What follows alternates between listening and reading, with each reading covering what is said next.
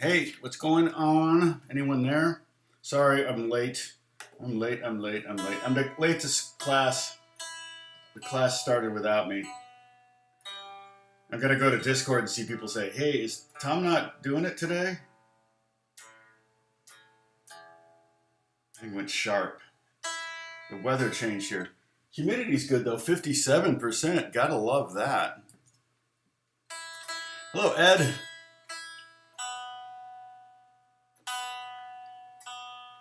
And if you don't know, there is a live chat. I don't know if everyone watching can see that. You can also turn it off, I think, so you don't see it, but so often I'm referring to it. And when you go to those things and somebody asks a question and you can't hear the question, but you can hear the answer because the person answering the question has a microphone. So I'm really bad about repeating the question or whatever. I'm just like, oh yeah, that's right, Bruce. And you're like, that's right, what?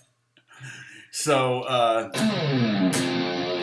we got a new scale today. And I've got two images there. I'll explain them in a second. We're going to do the Mixolydian scale.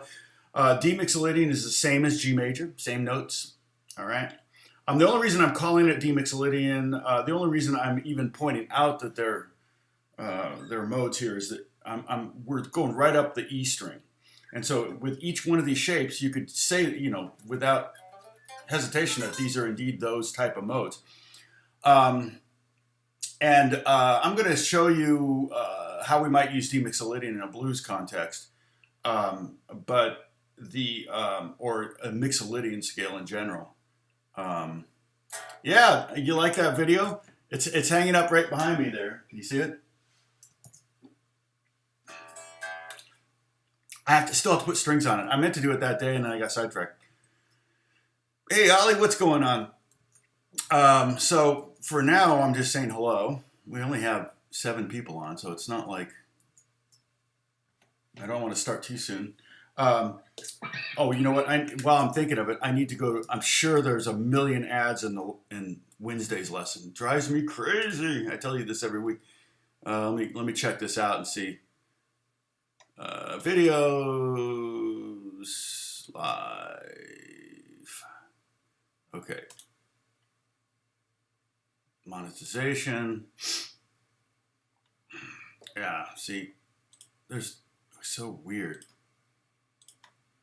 Yep, freaking, there must be 20 ads here every 2 minutes or something. I mean, people are not going to want to watch my videos if that's the case. I don't know what YouTube's thinking. I don't know how to change that. If you choose manually place your ad breaks, avoid placing breaks at disruptive points. Well, that's that requires me to watch the video. Let's see. What's this video? Okay, continue. Let me just make sure. Also, I gotta hit save. So I got rid of all the ads in the last one. The thing is, I can't do it right after I shoot the video because it's still processing. It usually takes about 12 hours to process, so people can watch in the meantime. But I can't edit anything until it's done processing. Okay, just making sure I don't have any other copyright strikes. So I got 2 copyright claims because apparently I played the melody of some unknown song that some giant publishing company in Germany registered.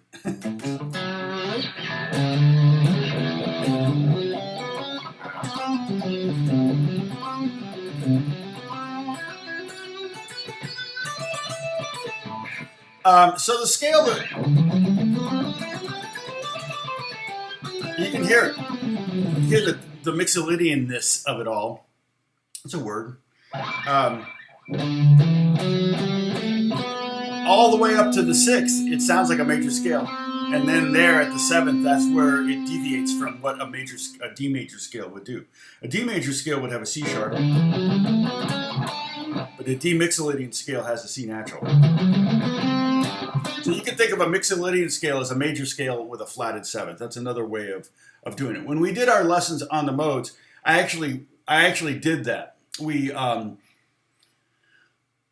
analyzed And usually what I would, when I'm thinking in my head, you know, like a non-major minors mode, I'm thinking if it's Lydian, then I'm thinking, okay, a major scale with a raised 4. If it's Mixolydian, I'm thinking a major scale with a flatted 7th. I'm actually thinking that. And then if I'm playing, like, so minor, like A minor, A, B, C, D, E, F, G, Dorian is a minor mode. And A Dorian is the same as A minor, except the sixth note of the scale is raised. And then A Phrygian is the same as A minor, except the second tone, the second note is flatted. So, like, for example, there won't be a quiz on this. That's a sippable celebration. But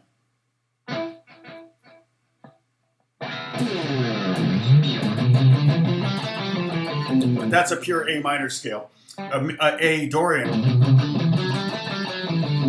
It's a little bit more lifted, you know.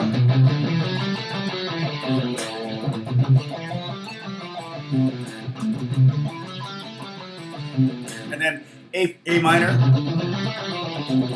versus A Phrygian. A Phrygian sounds a little more exotic.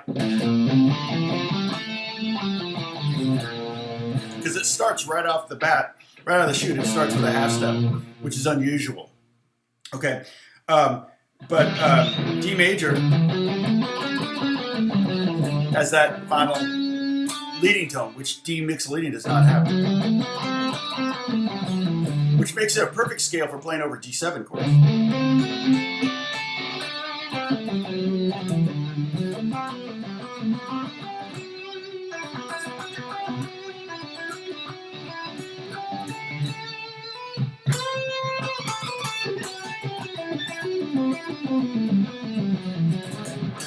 Okay, and the nice thing, yeah, it's again, all of these scales 100% movable. So when you learn one, you learn 12. That's always the case. I love that about the guitar. That's one of the things you want to use guitar. You want to use the idiosyncrasies of the guitar to its advantage, and that's definitely one of them. Things that are easy on guitar that are hard on piano or any other instrument are things like that. It's like you learn one lick and you just move it down, move it up and down. You can do that super easy. On piano, everything is a refingering. On every other instrument, it's a whole different thing. Any stringed instrument is going to have that advantage of being able to learn one thing and then turn it into 12 things. That is one of the definite. And I'll tell you who took advantage of that was Villalobos, the composer. There is a piece, and I don't want to play too much of it, but I really, really love it. I think is it Prelude number 1 or Etude number 1? I can never remember which number 1 it is. But it's basically, I think, probably Etude number 1 because it's almost like a right-hand study. I changed guitars, so that's a sip also. If I change guitar, we have a drinking game here. If you're new, I don't see any new faces yet. Anybody new? Chime in there on the chat. Also, we have a Discord that you can go to and continue the chat. Wow, bad too.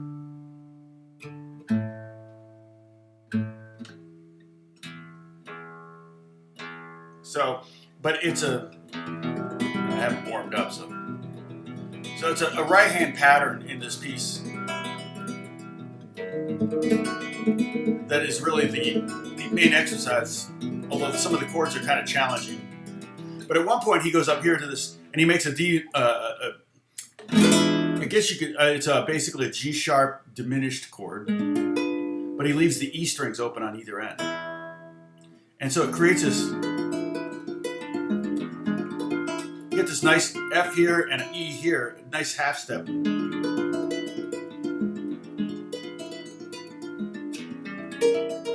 And then he moves it down a fret.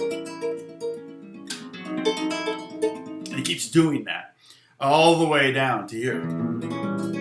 And it creates all these weird, like here, really interesting harmonies. So Villalobos really use the guitar to his advantage to create something that you wouldn't naturally create on any other instrument, certainly not on piano.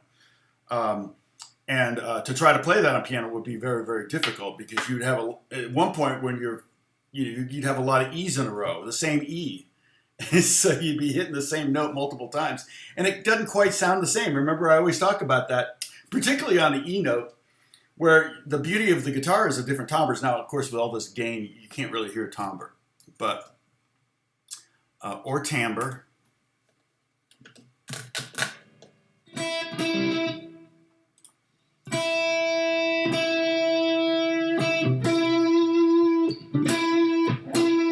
Even you probably can't even hear that. But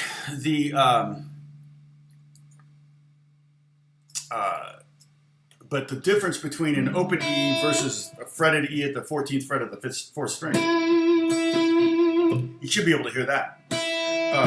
Radical difference. And when Villalobos is doing that one chord, he's got these two E's, and one is a fretted note and one is an open string, and those sound very different from each other. And so that's something you can do on a piano.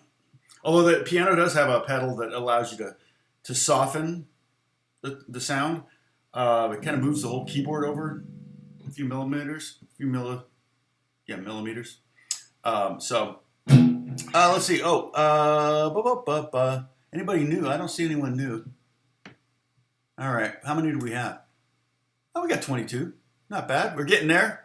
Everybody's waking up. I was late. It's my fault. I probably had 80 people ready to go at 9 o'clock, and when I didn't show up until 9:05, people just went, he's not doing it today.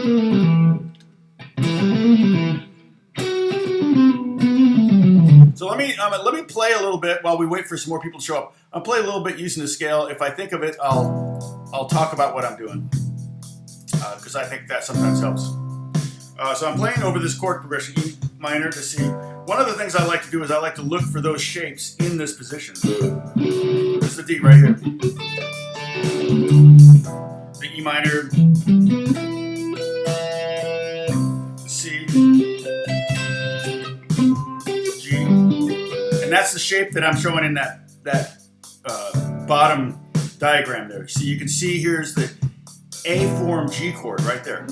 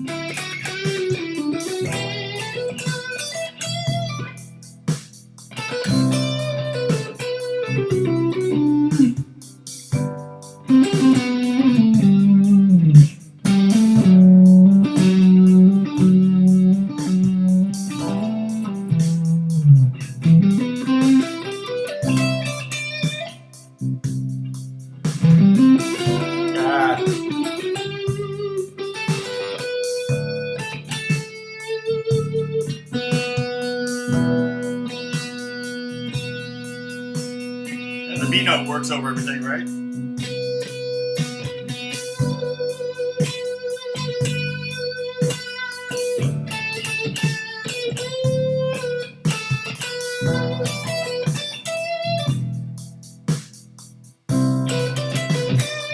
Little theme there.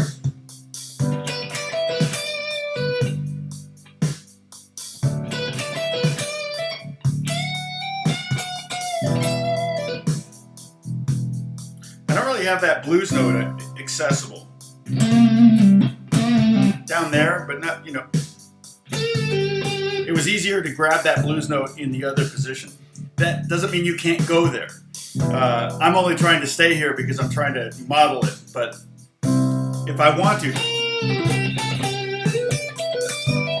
see, I can go back and forth between all the shapes. That's the beauty of learning them. I touched my face, so that's another sippable offense. Your E minor, there's an E in the C chord.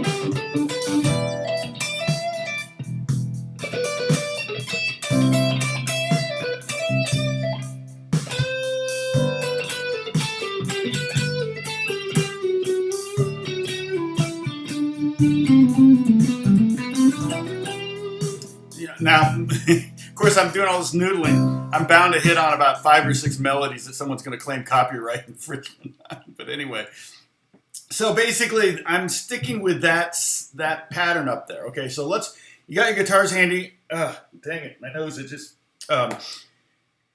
Let's go ahead and play this together. You should be able to do this on acoustic. Monday we're going to do the E minor, and that may get a little problematic. I may have to write it out both in open position and in 12th position. But we're going to be in technically 9th position. We're going to have a shift. Unlike the B Phrygian and the C Lydian, where we didn't have a shift, we could play everything without moving our hand. We are going to have to move up a little bit to get this C note right here. Okay, so let's start. Put our second finger on the D note at the 10th fret on the bottom string. Okay, there's our first note, D. And that's the root of the D Mixolydian. You can see those are the blue notes I put up there. So if any of those notes are D, then this will be a D Mixolydian scale. If you line those notes up with any other note and your guitar's in tune, again, we're all in standard tuning here. None of this works in DAD or Open D or any of that stuff. But if you put those notes at B flats, for example, then you finish it out, and you made a B flat Mixolydian scale. Again, that's the beauty of the guitar. So there's our D, and then with the pinky at the 12th fret, play the E. Okay. Then the next string we're going to play 9, 10, 12, and that's going to be an F sharp, a G, and an A. You can see this D Mixolydian scale up in the upper right-hand corner there. Okay, so play that much so far. D, E, F sharp, G, A. And so far it sounds like a major scale. Right? Sorry, it's getting a little distorted there, I know. Okay. Now we're going to continue. We're going to go 10th fret. I'm sorry, 9th fret, 10th fret, 12th fret. So there's some symmetry there or some redundancy there, repetitiveness there. I don't know the word I'm looking for here, but we're going 9, 10, 12, 9, 10, 12.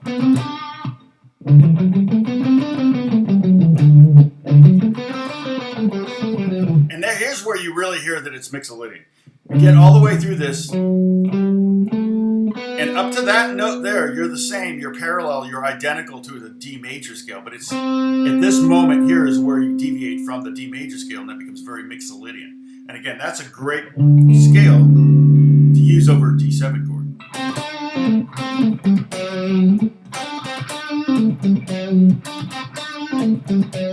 Right?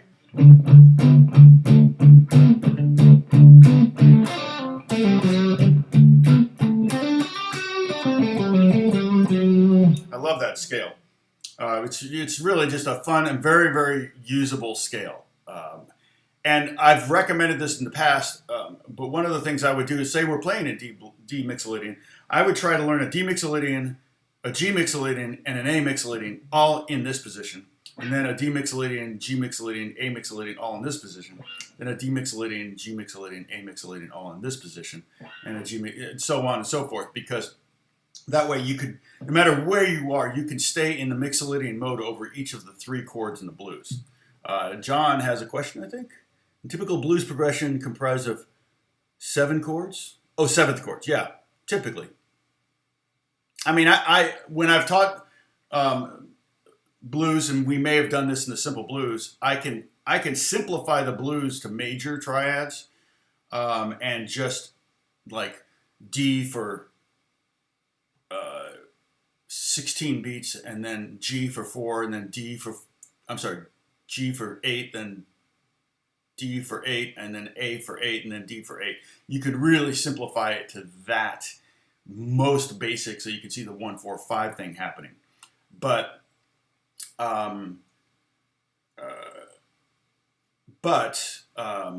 yes, generally everybody plays a 7th chord. But if you're doing this thing, there's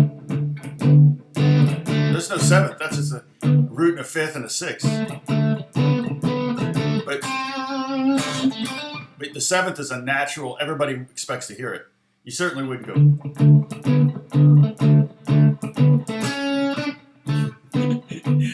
would be happy blues, which would be oxymoronic.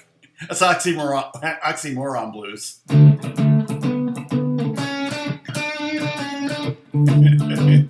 Just give me my creepiest look. Hey, babe. All right. So, oh, we got someone new. Aditya Meta. How's it going? So yeah, so we have the first octave. We have the D to D here. Let's do it again. One more time. 10th fret. 10th fret. 12. 9, 10, 12. 9, 10, 12. Okay, and when we do the E minor, I will place it here at the 12th fret, and we'll practice it also in the open position, okay? I think we can do that. Oh, you know what? Technically, no, because there's a move down to the 11th fret. So you may have to, if you have a 12th fret guitar acoustic, but if you have a guitar that has a easier access, get that one out for Monday, okay? All right, so there's the first octave. Oops, I just went to the major. Okay. Hopefully, John, that answers your question. Yeah. Oh, you can. Yeah. The overall key of the progression, but generally, like if the song is D blues, if it's a D blues, you wouldn't want to play in D major. That's not the overall key of the song. In fact, you couldn't even get away with D Mixolydian because those three chords are not in the same key. So you do have to make minor adjustments. We talked about that. If you pull up live stream lesson list, here we go. Blues basics. Where was that?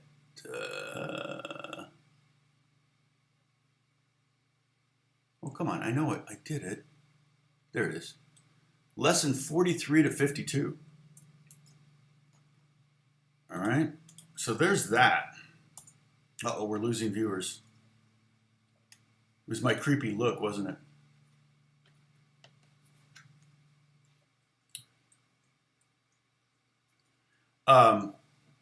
So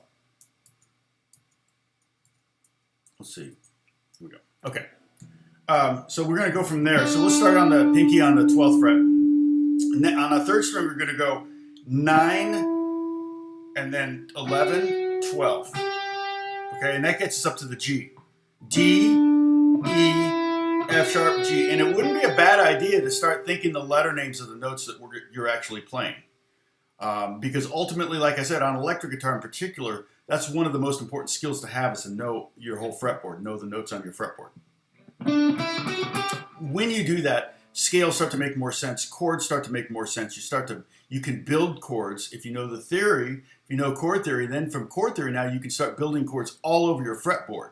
I mean, knowing the fretboard is huge. We probably should do a lesson on that, maybe just, I don't know.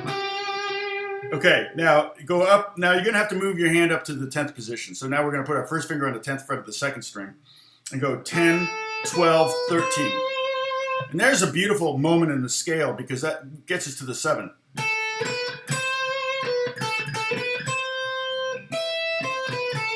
Okay.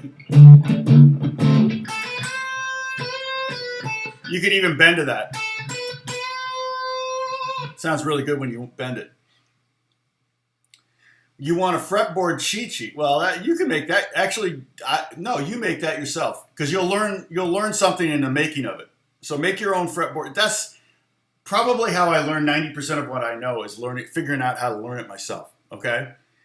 In fact, I did a video in my hugely unpopular The Business of Making Music stream. I should do some more of those because I have titles for 70 videos, concepts for 70 different videos for that. And I think I've done 18 or 19 or 20. Where is it? Here it is. And one of the points I make in one of the videos is that you got to be your own college.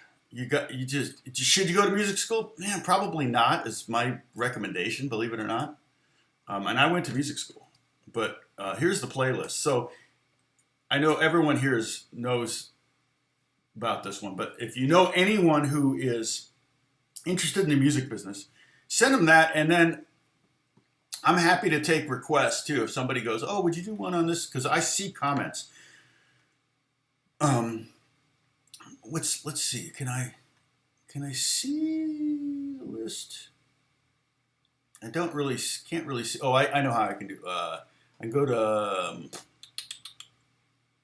I'm just curious which one of these has the most views. You know what I mean?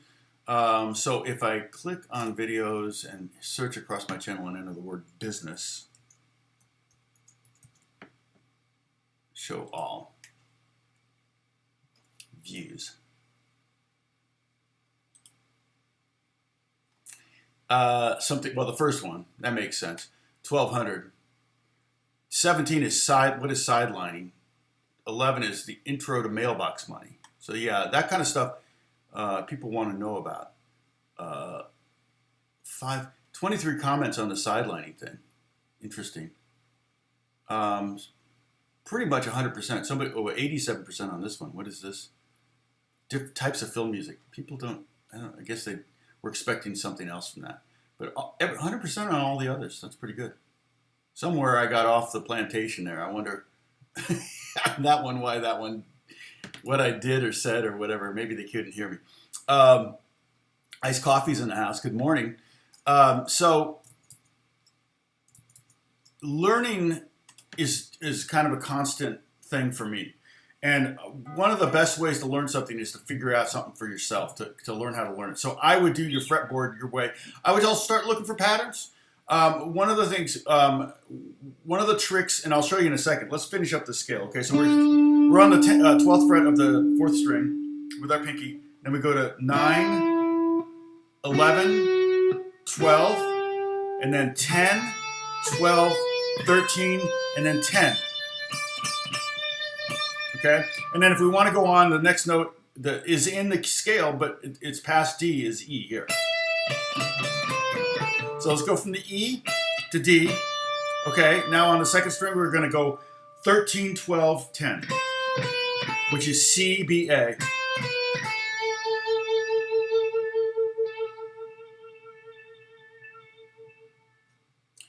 All right, and then 12, 11, 9, and then 12, 10, 9, 12, 10, 9, and then 12, 10. Okay. One thing to notice, remember the symmetry here, the repeated fingering here, the 1, 2, 4, 1, 2, 4. Technically, it's here also 1, 3, 4, 1, 3, 4. You just have a position shift.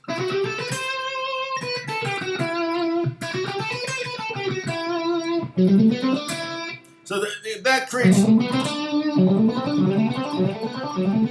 a little flurry section you can practice being flurry on. And this one's interesting because it's got the shift.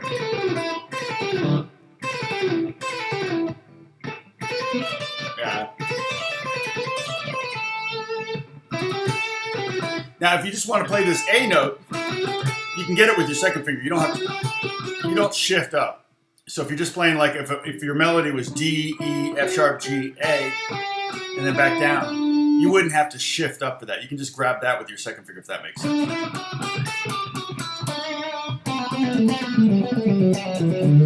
Yeah, Holly, that's true. I remember when I was way over my head, when I thought I was going to go on staff with Campus Crusade for Christ, I went to their Institute of Biblical Studies, which was like I have 1 year of college, music school.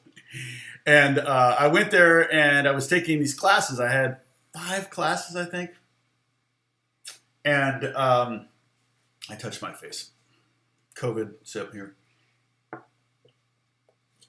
And so they were like graduate level courses crammed into 6 weeks.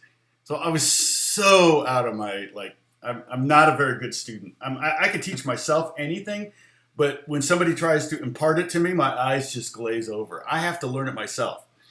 But one of the tricks that they taught us for memorizing Bible verses, and sometimes we had to memorize like not verses but paragraphs, entire chapters. Sometimes could be 20 verses. Like, oh my gosh. Was to write it 5 times. No, say it 5 times and then write it 5 times and say it 5 times. I can't remember. I should have written down the rule and said it 5 times and wrote it 5 times. I maybe write it 5 times, say it 5 times, write it 5 times. That makes most sense. And then you generally will have it. And that works. Probably it works better on one verse than a paragraph. But yeah.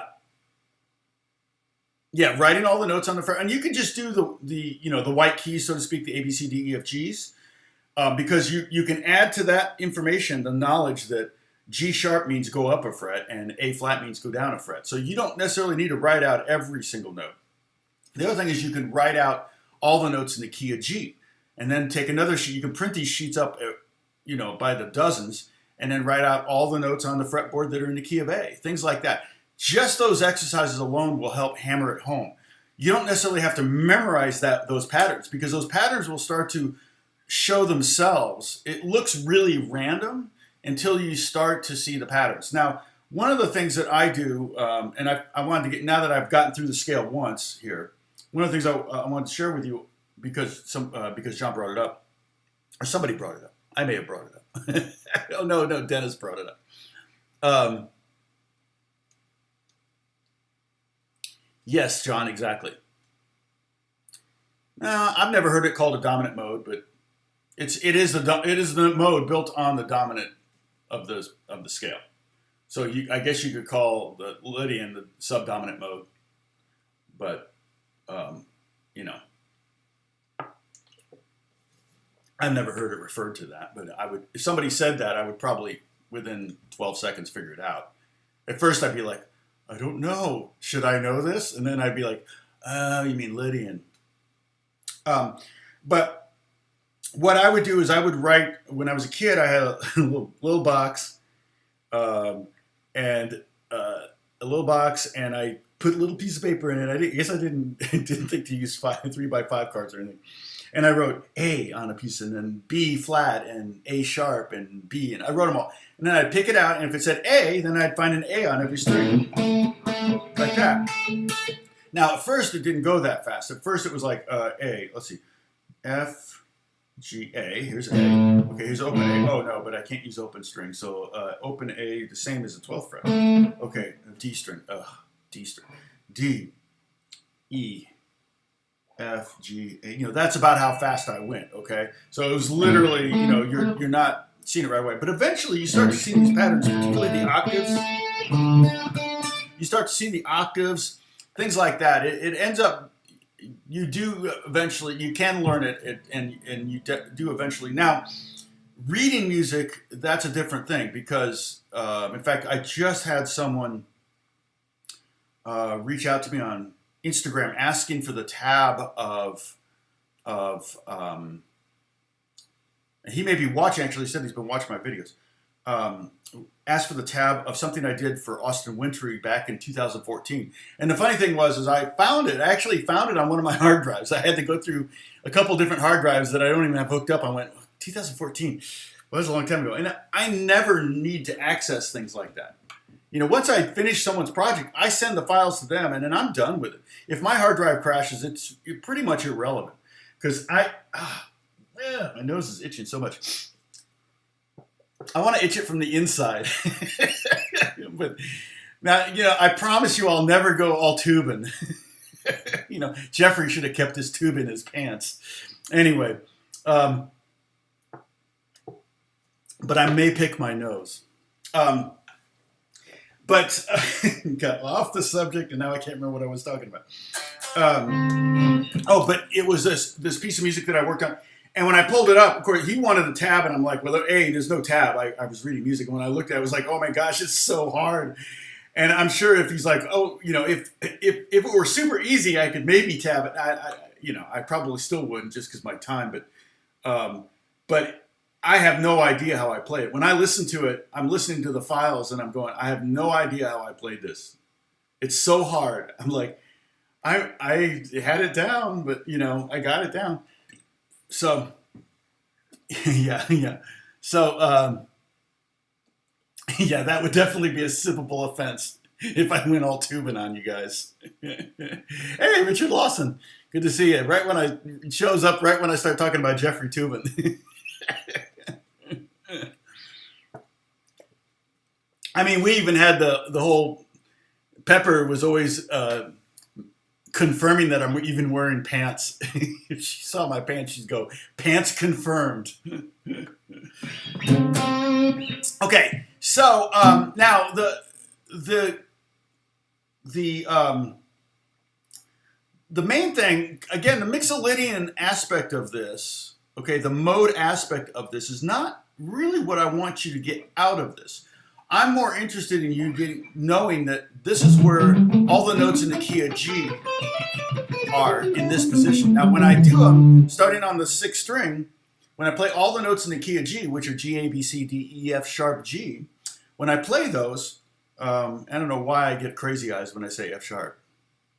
But anyway, when I line those all up right here at the 10th fret, it creates a Mixolydian scale. I'm not trying to show you Mixolydian scale, so this whole series is a complete failure.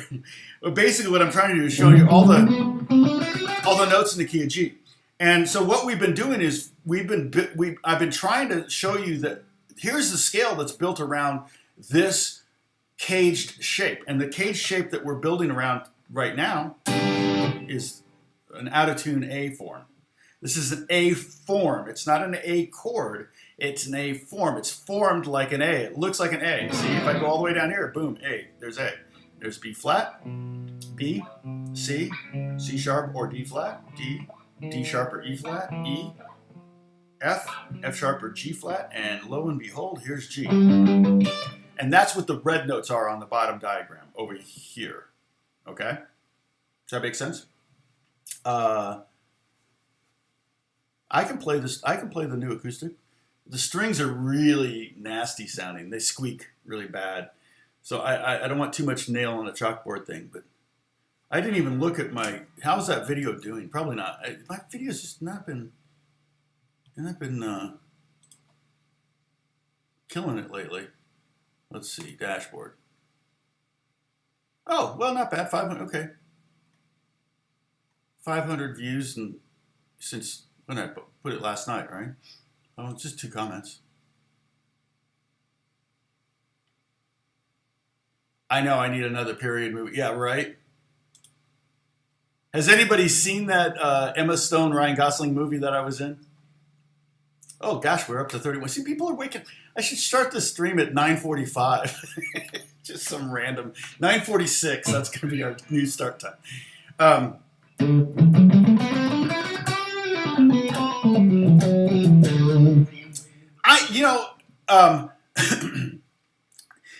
The funny thing is, I don't know if that.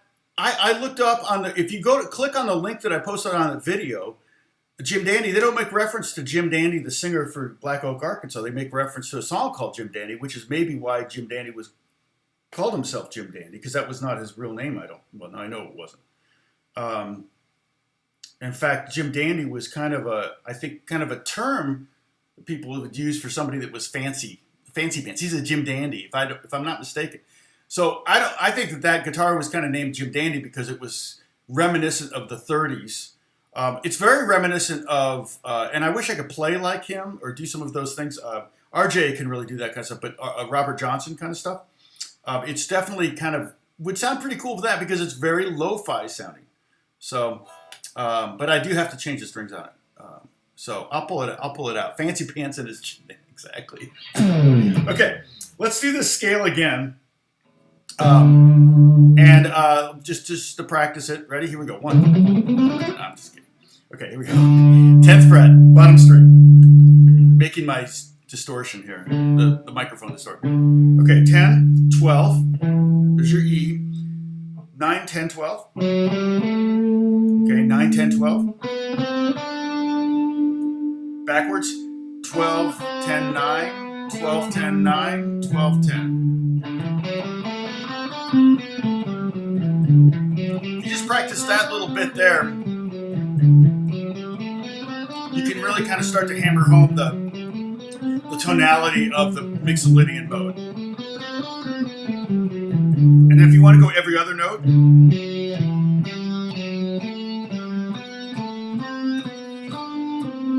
you could go triads. Yeah.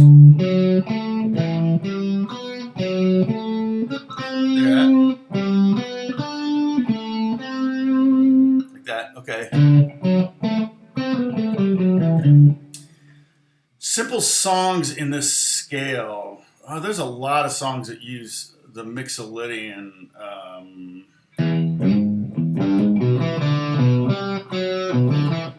That's an example. And see, I don't want to.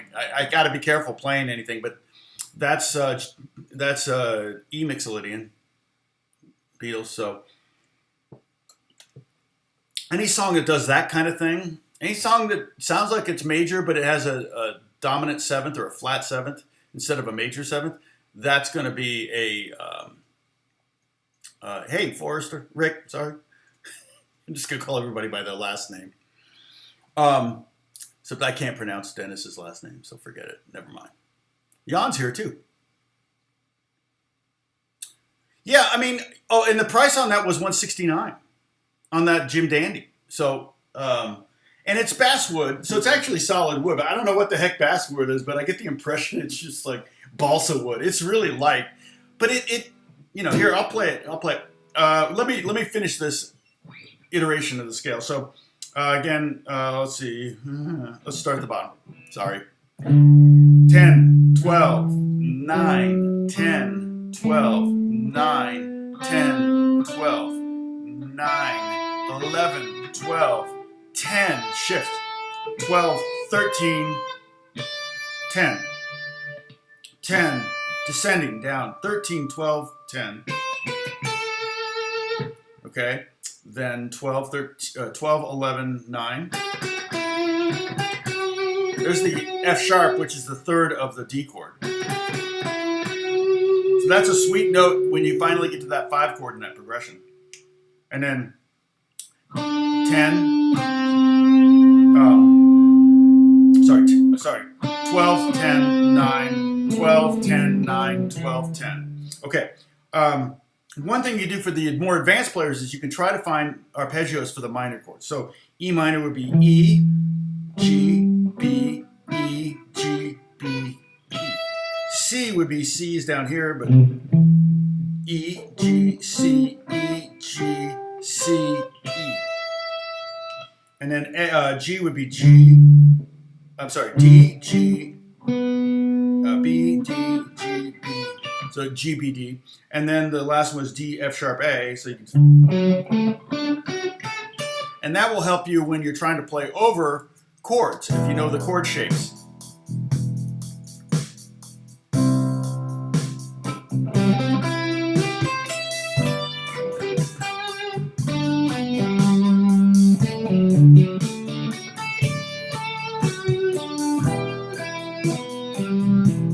I'm just playing triads.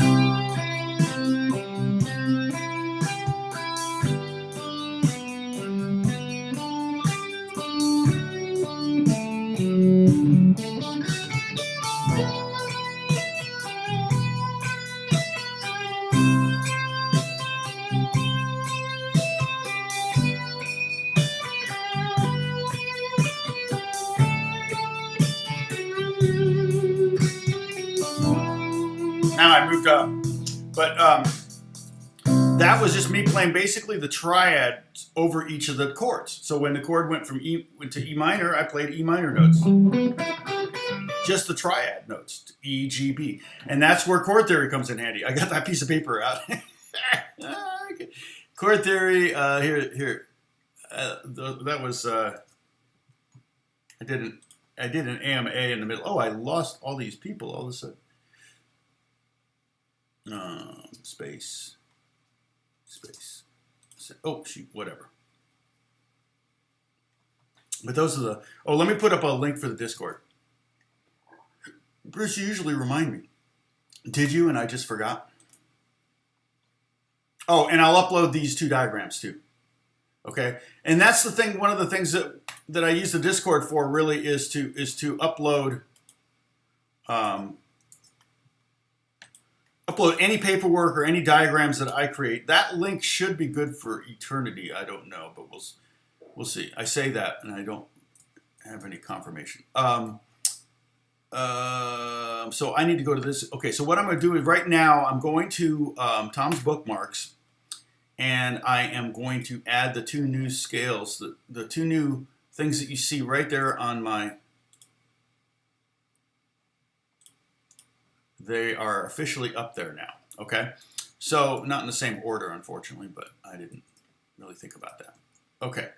Dang it, I'm seeing a lot of questions, or no questions. Gary, hey Gary, you use basswood stakes in the setting up of footings for buildings. You could pound them in the ground with a sledge. Oh, that's awesome. Well, that's great to know. Actually, let me get that guitar out because we can do some more lesson on this with that guitar, no problem. Oh, you hear the Discord? Let me shut this down. There you go. Okay.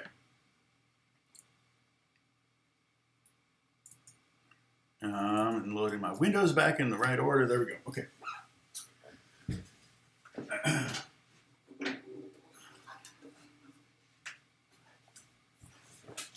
Yeah, I mean, it's super light.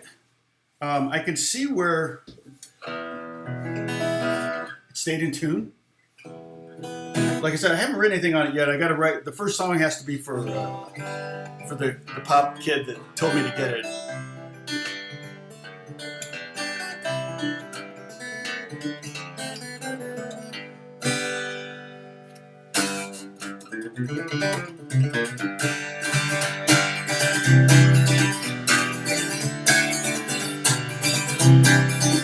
I mean, if nothing else, it would be a great beach guitar. It's even got a peg on it, so you just need to get a strap. You probably have to, I would put a pin right there probably if I were to play this live.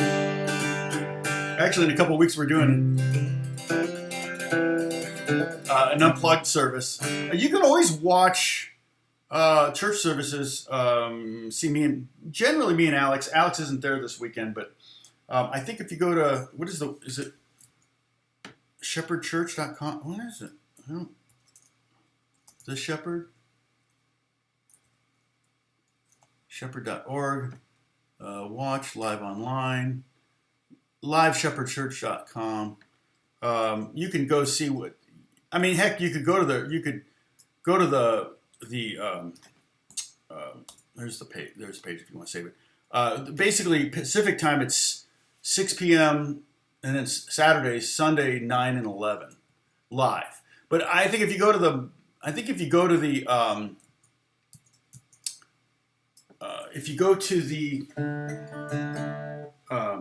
what page is it? The Facebook page. They archive all of the lessons. But like I think now that's the vibe, man. That's what a.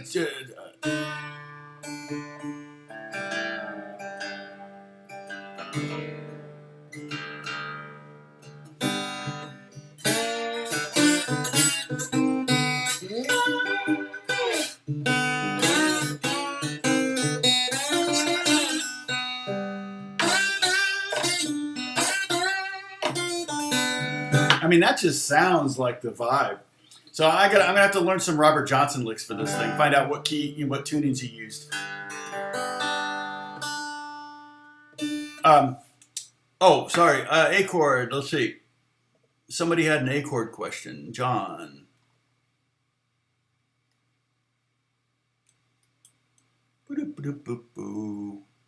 How far back was it? Oh, there you go. Can the A form chords be played using the third finger across the B? Sure.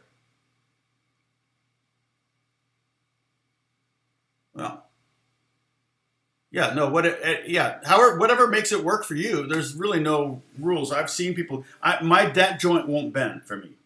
See, I can bend this one back. Not really that one. The pinky bends back. Okay, but this joint won't, and I know people that can do that. I don't know if that's being double jointed or not, but basically I've seen people do that. And also a lot of times, because I'm in D or G now, but a lot of times I will lay my third finger down anyway, just not play the top string. And sometimes I'll play the top string if I want the sixth, okay?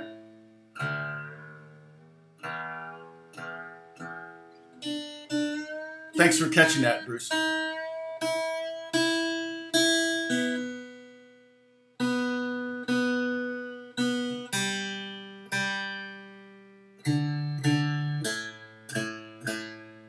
Almost, they're really squeaky though. Almost hate to change the strings on this though. But yeah, so a lot of times I'll play the A form like that, yeah. But I'm not playing this string. I'm just getting one note here and then the bar. I don't.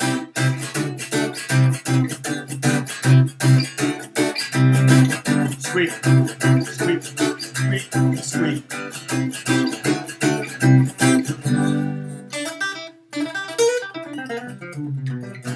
No, I'm not going to string it with. I'll string it with 12s, not 13s. 12s would be good. It's probably what's on here now. It feels like 12.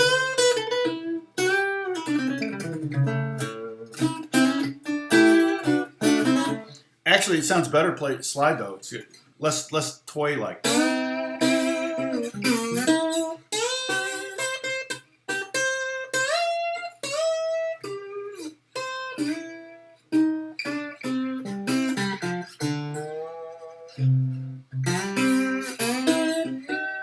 You know, if I'd really prepared for that video, I kind of got it in the mail and I was like, oh, I should do an unboxing. I just brought it back here and did it. If I was really prepared, I would have known what kind of wood it was, which obviously I figured out once afterwards because I entered it into the... I love it when I do that, though, where I'm an idiot and I say something wrong or I don't know what, and then I correct myself later in post-production. But essentially,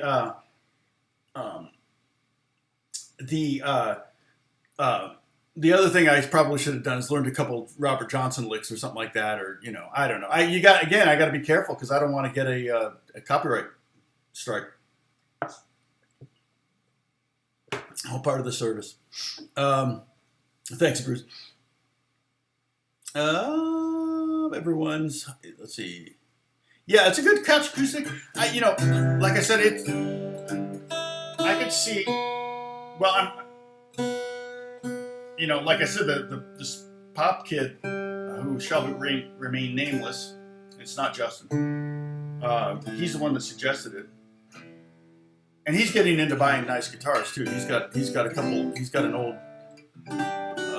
nice Gibson and an really nice old Martin. But he said a lot of times with the pop stuff, the sound of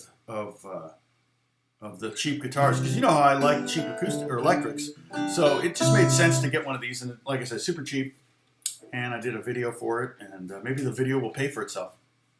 Maybe the video will pay for this ultimately. It does. It's funny though, because my oil on my hands, you could see it from my arm and stuff. So that's the finish is a matte finish, but it definitely shows smudges. But I don't, me, I don't really care. Let's see, Ice Gritch.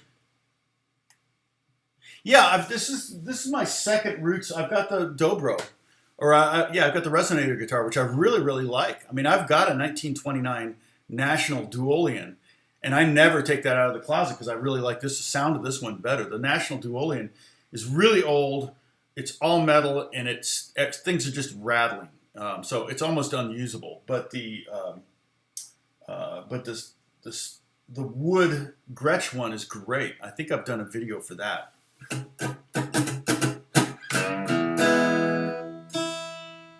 Having trouble getting tuned now.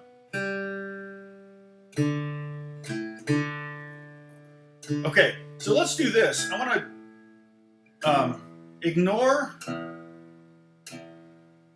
There we go. Ignore the 9th fret aspect of the D Mixolydian there, okay, in the up here.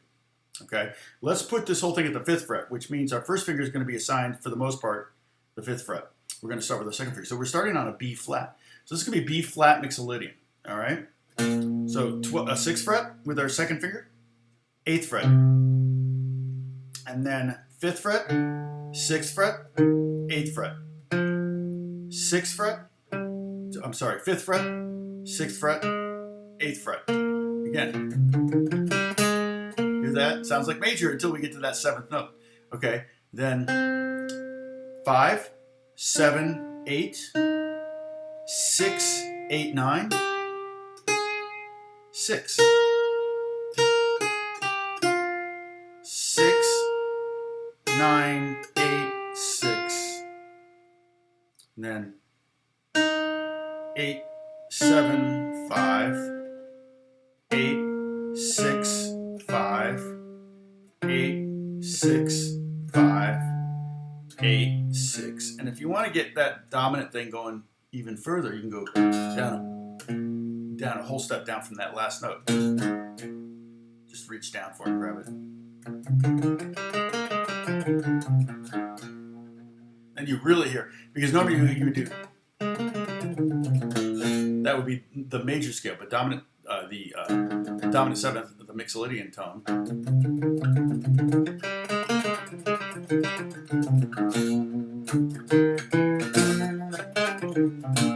Well, yeah, that's the truth.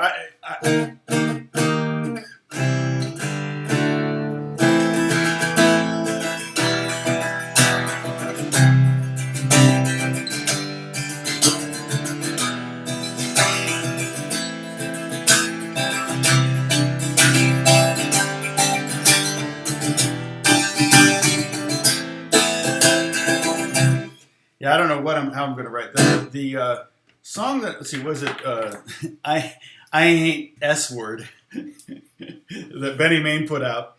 Let's see, I played that. I wrote that one up here at the 6th fret, and that was like that's it. That's it.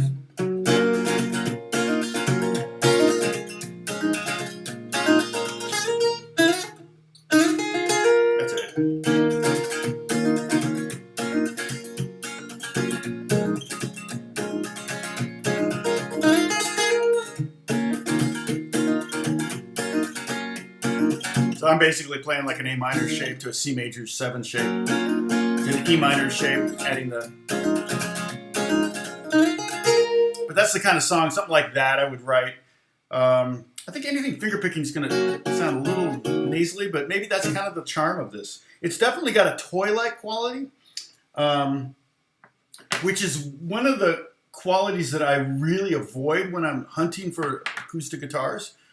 Anything Gibson's in my opinion, had a real problem for a long time with a lot of their guitars sounding very boxy and toy-like. And so I just couldn't wrap my first acoustic was a Gibson, my Gibson Dove, and I got super lucky on that one. But that was primarily because I was playing a million guitars trying to find the loudest guitar I could find. I had never owned a steel string acoustic before. I had that K12 string when I was 11 that almost made me quit playing guitar. And I, at one point, had taken 6 strings off, so it was like a 6-string with a super wide neck. But even that, I didn't hardly use at all. I didn't even bring it with me to California when I moved out here. I think I gave it away. But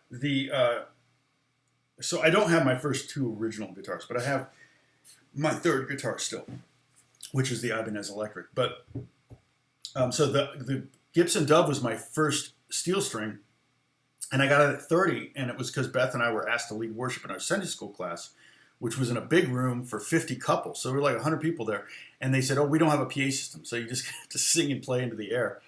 And that was kind of the problem with hunting, because I really didn't know what I was listening for. I had no historical ear for acoustic guitars. All I was looking for was a loud guitar, and I kept playing guitars and guitars and guitars. And finally, I found this one. It was in Pasadena, and it was at what was called Route 66 Guitars in Old Town, Pasadena. Kind of back when Old Town, Pasadena wasn't very charming. It was kind of nasty. And my friend Scott ended up opening a store there. He split off with his buddy at Voltage in Hollywood and opened this shop up. and I got that guitar for $1,000, and it belonged to somebody named RS, so maybe Rick Springfield. I don't know. The guitar was practically new. I think it was not even a year old. Whoever bought it didn't like it, and when I got it, the pickup didn't work, and I ended up taking it to a Gibson guy. What was his name? It was funny because when I went, here's a story. I'm telling you a story, and it's not even 10:30. When I took this guitar, into Van Nuys, it was not too far away from a place I used to go to when I was a messenger. This gold plating factory place. I worked for a jewelry company for a while, and there were all these platers over there in this area, this industrial park of Van Nuys, and it was kind of near that. And so I was familiar with the neighborhood, and I went over there, and this guy, what was his name? I only went to him the one time because he didn't fix it. But he was a certified Gibson repairman, so I thought, I'll take it to the certified Gibson guy. But I get there, and there's this old Strat laying on the table, and I'm like, that's a nice old Strat. And he goes, yeah. He goes, he was working on it. He goes, yeah, that's David Gilmour's. And I went, really? He goes, oh, that's cool. And he goes, yeah, look at the serial number. And I don't remember looking at the serial number, but it was serial number 1. He's like, he had the first, my understanding he had the first, but it was David Gilmour's Strat. His main Strat was there. He was working on it. It was like, what? So at the time, I wasn't that big of a fan of Pink Floyd. I mean, I knew all their hits. Let's put it that way. But I wasn't deep on Pink Floyd. Okay, so Holly, you can't hear that piece without sobbing. What piece? I need to play it. Let's see.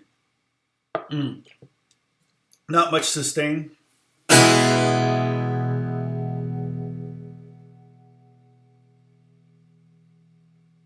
Failed videos make for interesting content, yeah. Let's see.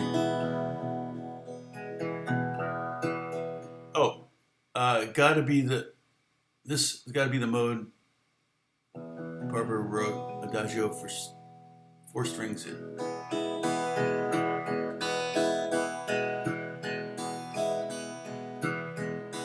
Oh, it was using smash the like button like a drunk spot next to a doorbell.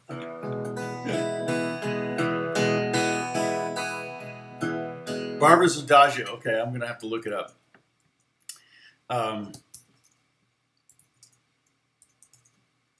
One little trick on, you probably already know this,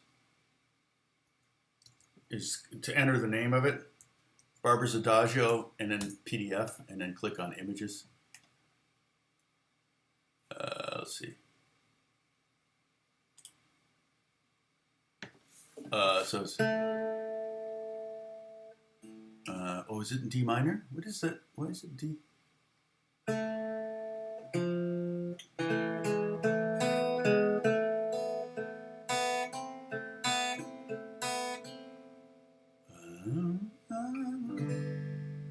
Right, G major, yeah.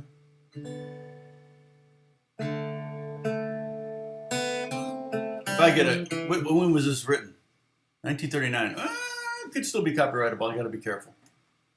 Somebody's, I'm sure, copyrighted it that doesn't really own it. That's what really ticks me off. I don't have a problem with, like, I didn't even try to monetize my video on ETA. In fact, I've got to do a how to play ETA.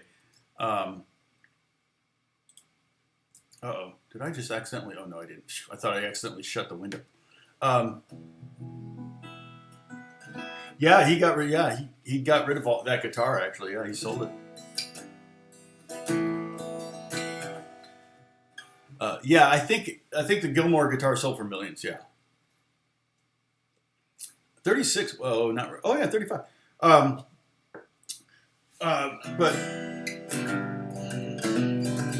But when I did the video of listening to ETA for the first time, I didn't actually monetize that video because I couldn't. I was actually playing the song.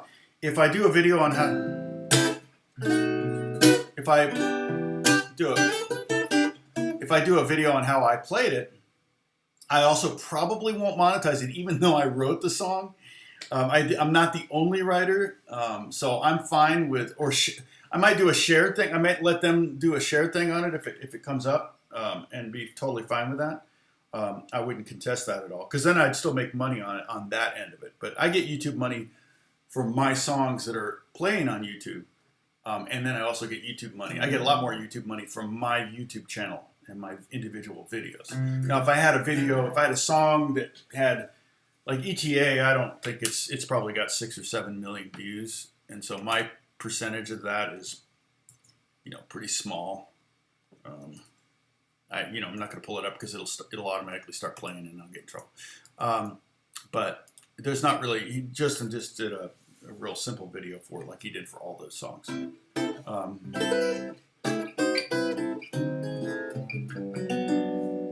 But yeah, so.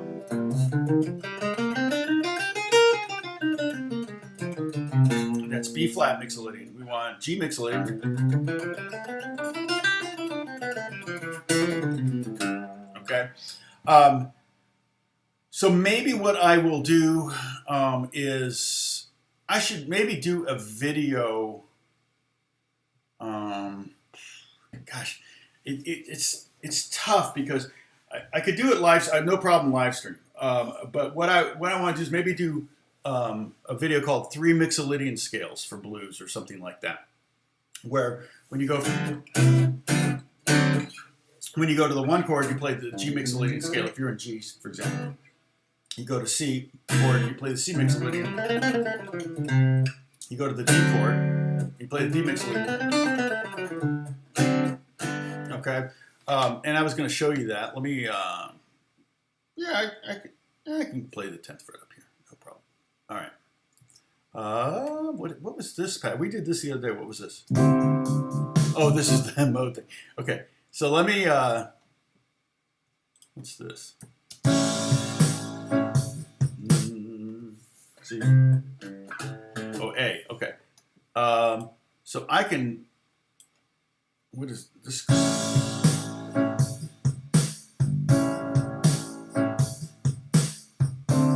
Okay, that goes to the 4 chord. So I'm just gonna take all of this up.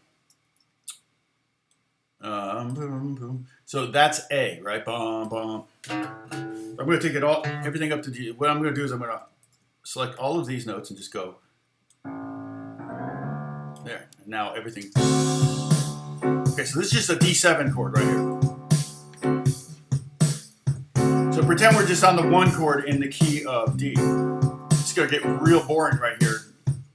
Sorry.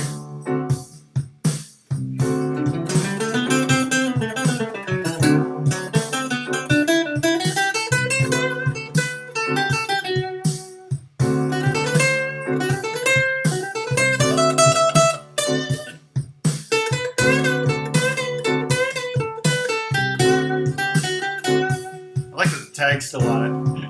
But so basically I'm just using the scale over here to play in let's see. I love that a little bit.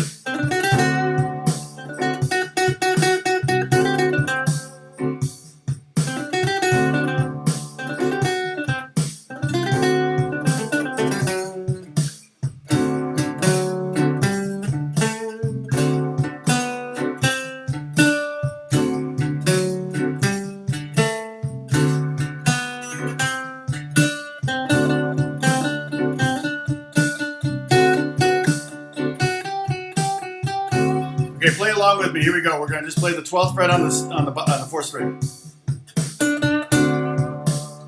Do that. Da da da.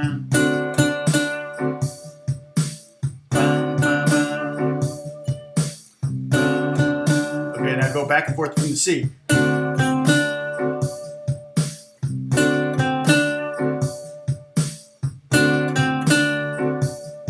Okay, we're pointing out that it's very dominant sounding. Very Mixolydian.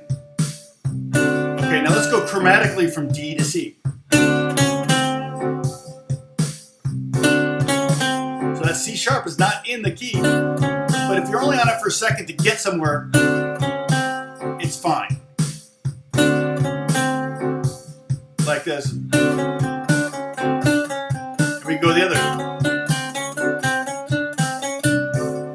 Right? Go this. Go CDC. Because of COVID. That's the COVID lick right there. I can't play the Who. I can't play Who. There's no H or W or O. Unless you're German, there's an H. Okay. Okay, now let's go to the F sharp here. Just play F sharp and G.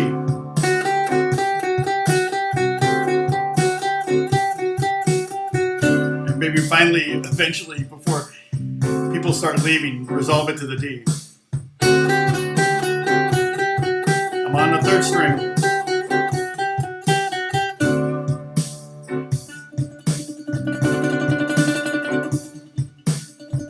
You can practice that.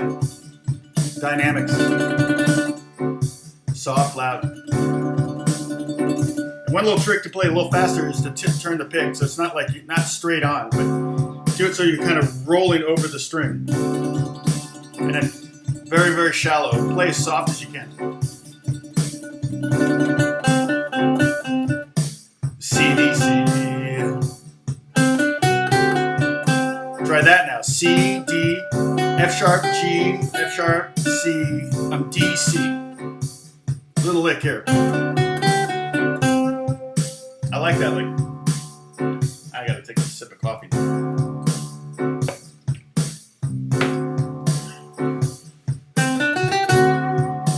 that much, dude.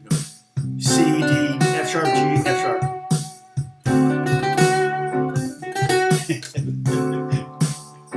This is like, it's like, oh, squirrel. Look at me. What's that? Okay, here we go. Let's go to the second string. That's the A. That's the fifth of the chord.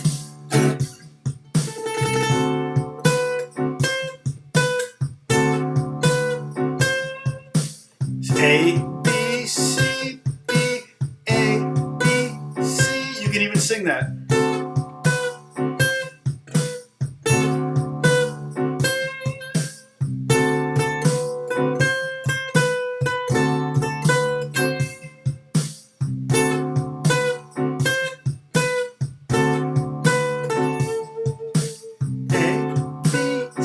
You even sing the letter names. A,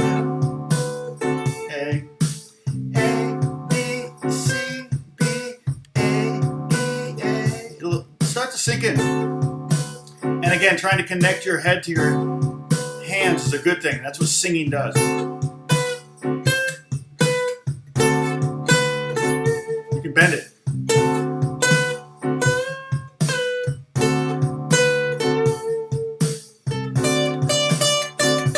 Top string, 10th fret.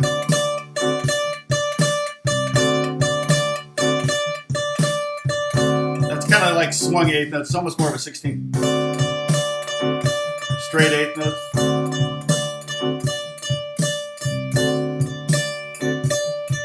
Swung 8th notes. Dun, dun, dun, dun, dun, dun, dun, dun. Straight 8ths. Dun, dun, dun. Straight 8ths sound so square. Chuck Berry lick there. Top 2 strings, 10th fret. I can tell everybody's playing because nobody's chatting. I see I added notes there. There's that F's not in.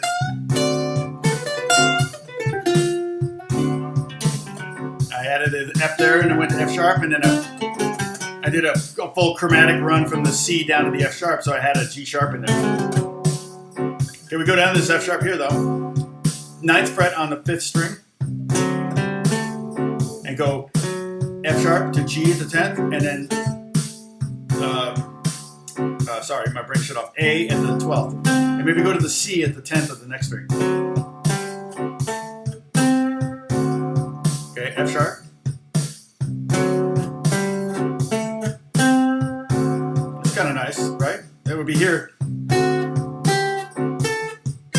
Up an octave. Always good to come up with a lick and then try to find it in another octave. That's always a good thing to do because it gives you a variation on what you just did. So if that's part of your solo, again, very, very boring song we're playing over. But there are songs that are just one chord. Vamps. Vamps are often one chord. Anything that's a modal song oftentimes is one chord or two chords that you just go back and forth and back and forth.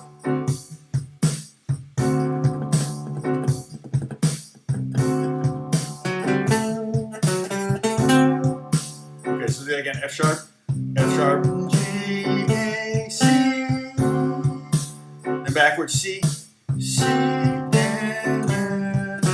F sharp. You play the C and the F sharp together. That's the tritone. That's the third and the seventh.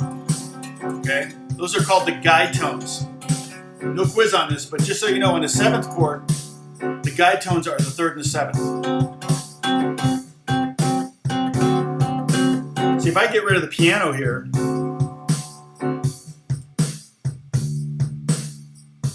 okay, just the bass. Let me do something here.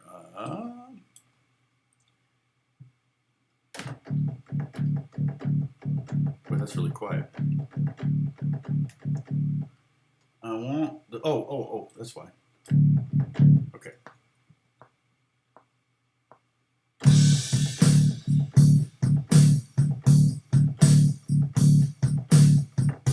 Okay, so that's better. But what am I doing? So that's basically like a triplet. So I'm going to set that to be that. It should be. Nah, it's not quite a straight triplet. Let's see. More of a swung, like there. No, more swingy than that.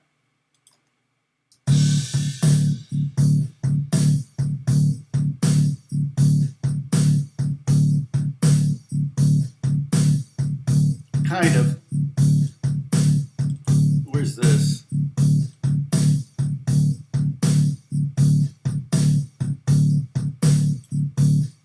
Okay, that's pretty close. I'm trying to get the kick drum and the bass together. Okay, so see that? All that is a D note. All right?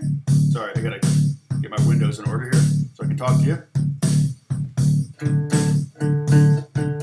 Right? If I just play F sharp and C, and the bass player is playing a D, that. See that? See what I'm doing here? Just two notes. F sharp on the 5th string at the 9th fret and C at the... And it doesn't matter which order you play them in. In other words, I could play C and then F sharp.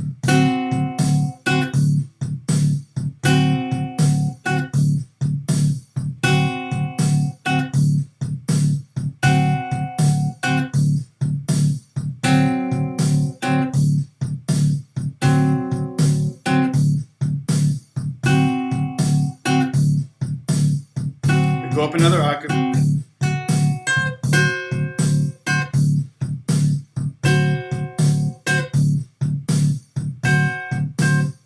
And that's F sharp and C. F sharp is the 3rd of the chord. If I play a D7 chord, the F sharp is the 3rd. We all know this D7 shape here. And there's the C.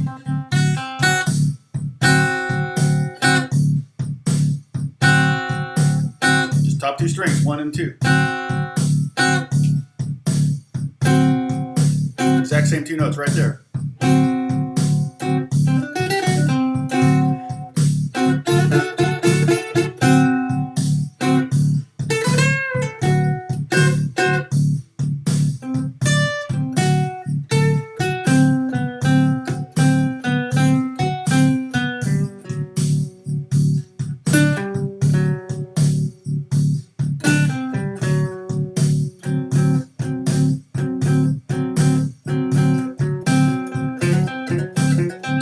Sliding to from the F to the F sharp. That's nice too.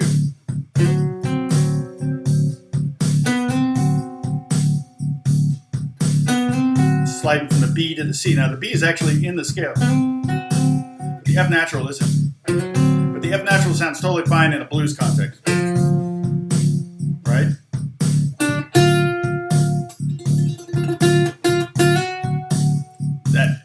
to go to the F sharp though.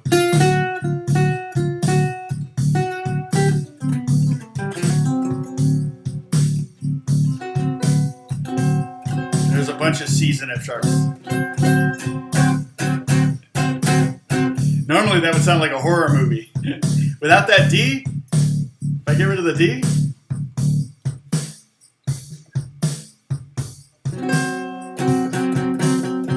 of course you're hearing the D now. God, if I go, it definitely sounds deranged, okay? Let me put the piano back in.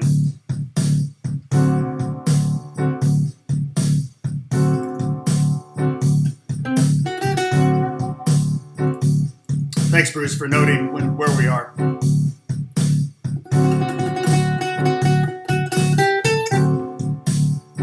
So F sharp here at the 11th fret, second and third string. G to A.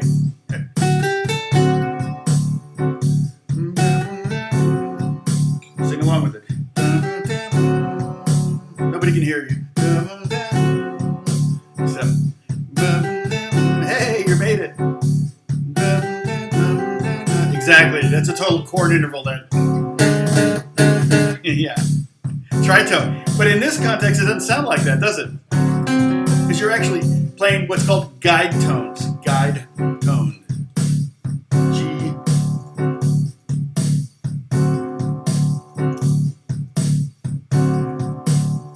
Okay, so, all right. So yeah, the guide tones of any chord are going to be the third and seventh, of any seventh chord.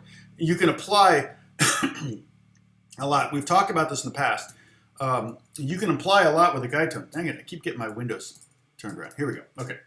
Like for example, in that C, that F sharp, okay, that the C and the F sharp are the guide tones in the D chord. And then when you go to the G chord, the 4 chord, in the key of D, you just take those two guide tones down.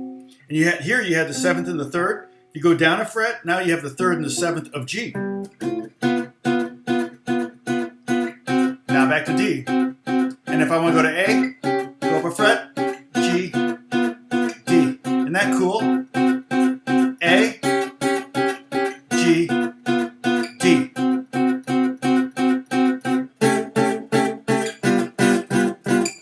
The bass player's doing his job. You don't need to worry about the root note. You can just play the guide tones.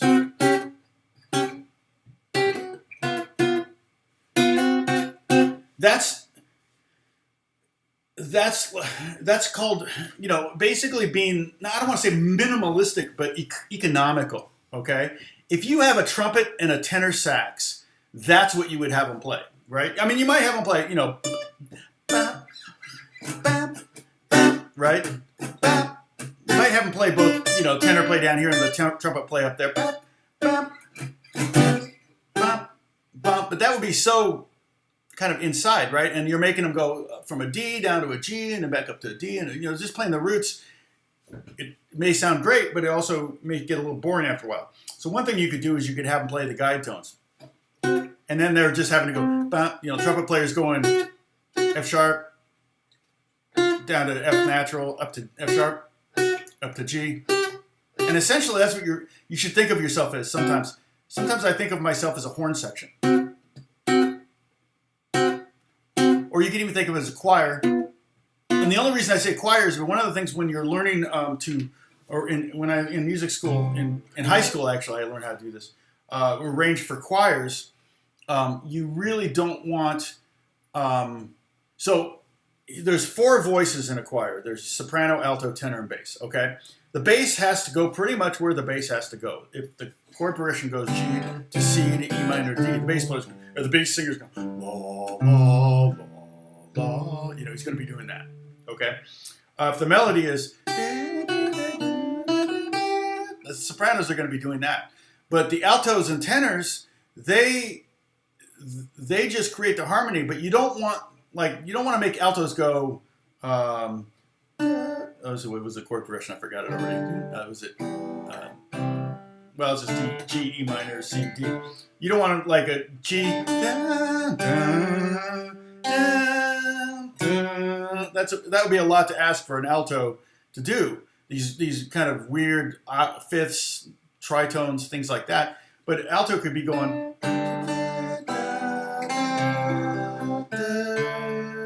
very, very melodic, very simple moves, and then make the tenor voice go, you know, tenor might be down here,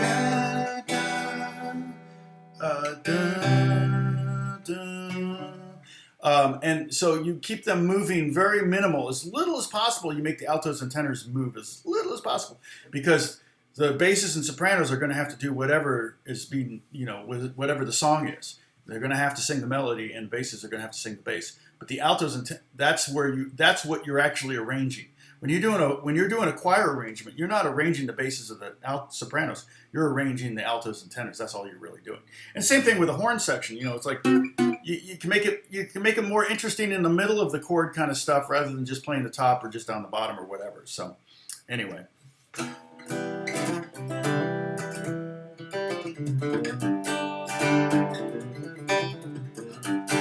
Yeah, so I'm playing the new guitar that I got yesterday. Yeah, I got it yesterday, right? When did I post that video? Oh, no, I got it the day before yesterday. It was supposed to come yesterday, but it came on Wednesday. We went for a long walk, and when we got back, it was sitting in front of the house. I was like, it says Gretchen. I was like, clearly a guitar. I'm like, I didn't even get an email saying it was delivered.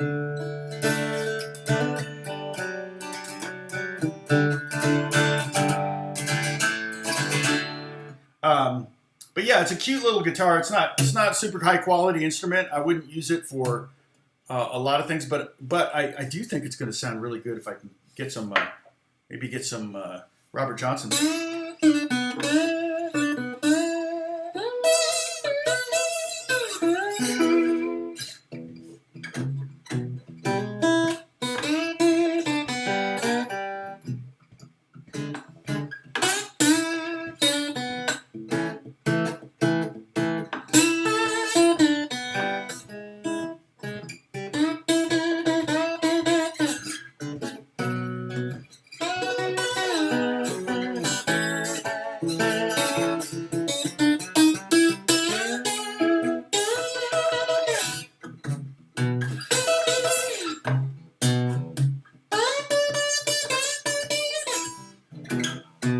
Is that making you cry, Holly? The whole time here, I've been trying to make Holly cry. Ever since she said that song made her cry, I'm trying to make her cry. All right. So, since you guys are learning so much, I'm going to just stop giving away all the secrets. Yeah, Holly's crying. Let's see. Bruce. Okay, I see that. Bruce, where's Bruce from? I think, dang it, I know this. Florida. Bruce is, southeast Florida. Southeast Florida. Well, that's like Miami. I thought you were further north than that. You know, I used to go to Naples every spring to visit my grandparents. They retired from Chicago to Naples.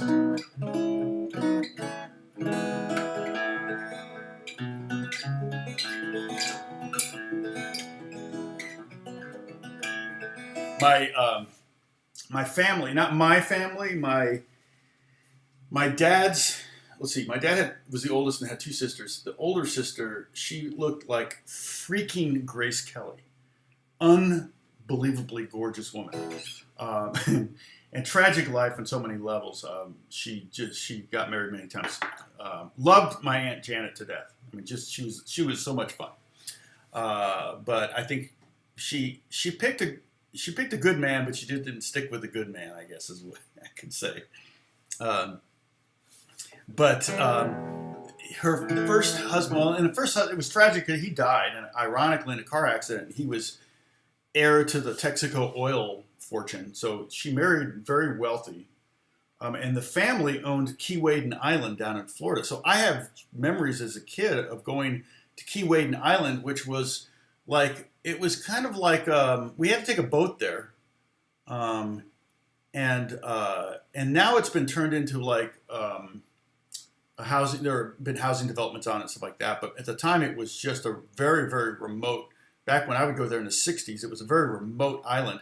But it had like cabins on it, like little it was like campgrounds. It was like really roughing it. Oh, well, it wasn't really roughing it. I remember because they had a chef. They had a giant mess hall. I found recently, my cousin was here and we were reminiscing about it. And she's a flight attendant on a, it's her mom actually. And we were reminiscing about it. And she's a flight attendant on private jets. And so it was this island. My grandfather would take us out there on the boat. And I don't remember ever spending a night there, but we may have done that. But I don't remember even there being a dock. He would beach the boat. Like he would aim the boat at the dock, at the sand, and then just gun it. And then we would just go right up in the sand, and then we'd get out the boat and we push the boat out and leave. You know, I was a little kid. I was like 4 or 5 years old. I remember it was the first time I ever had like link sausage. I don't know why I remember that so vividly, but it was my favorite thing. So that they gave me a ton of it. It was kind of like they would just set up a bunch of food and we'd just get plates and eat. You know, it was a typical buffet kind of thing.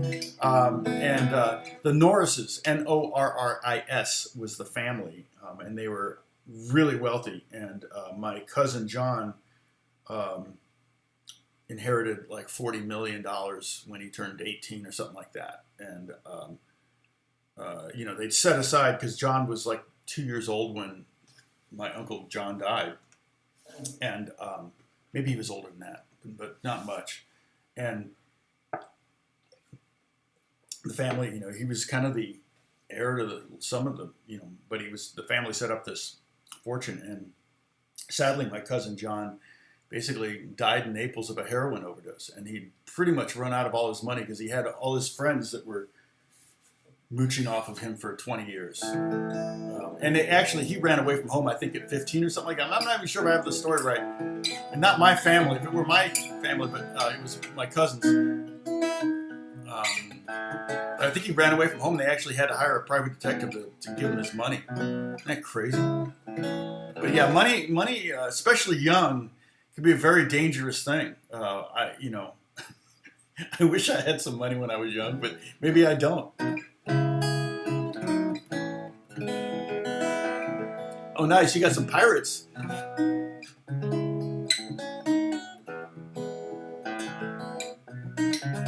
Treasure Coast Pirates. Oh, that's cool. Mr. Benny, you're definitely the only Moroccan here. I mean, there's only 35 people online. What are we seeing? 35, 34 right now. I guarantee you're probably the only Moroccan on. You may be the only Moroccan that watches, but oh, you were a steward. Oh, very cool.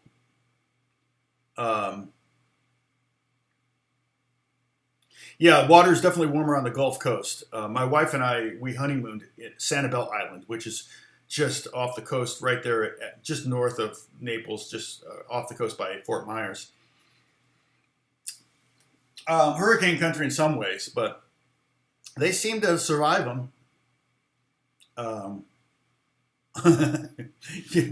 Your wife thinks she was a witch? Okay.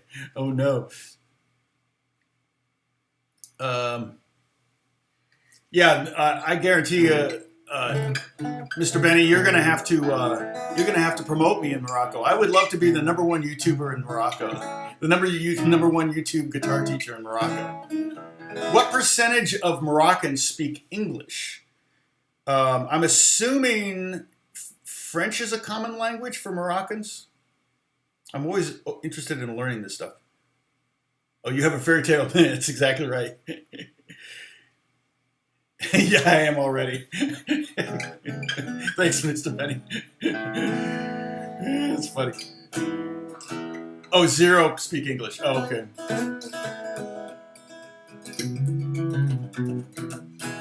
But is French common? I think is it French? Was Morocco a French colony for? Yeah.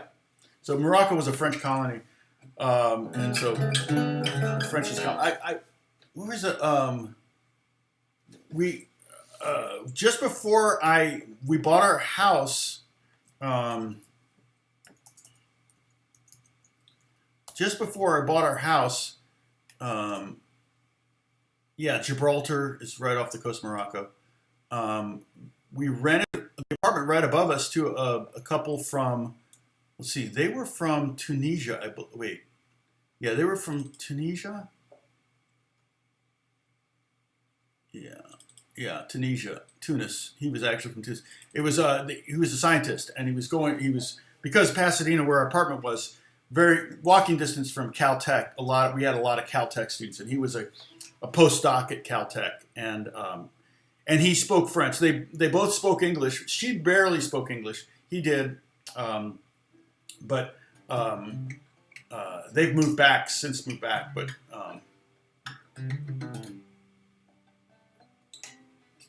yeah, it's about as close as I get. But they did. I'm pretty sure they spoke French not their main language, but because I think Tunisia was also a French colony at some point. Dialectic Arab. Okay.